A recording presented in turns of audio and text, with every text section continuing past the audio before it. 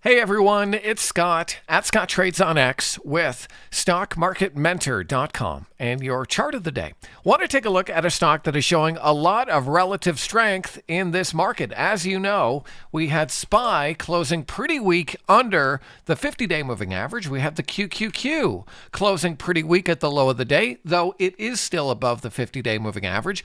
And so I'm searching for good relative strength, meaning I want stocks that are up on a day when the market is down. And Fortinet is one of those stocks. And you can see how this stock has been consolidating nicely above its 21-day exponential period moving average. Today bounced off the 8-day exponential and made a slightly higher high just above Thursday's high, though it did close off the highs. And so I would watch this stock next week for some follow through.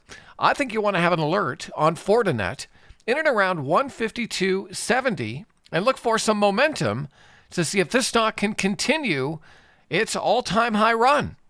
And so this is a stock that's on my watch list right now, among many other stocks showing great relative strength over at Stock Market Mentor.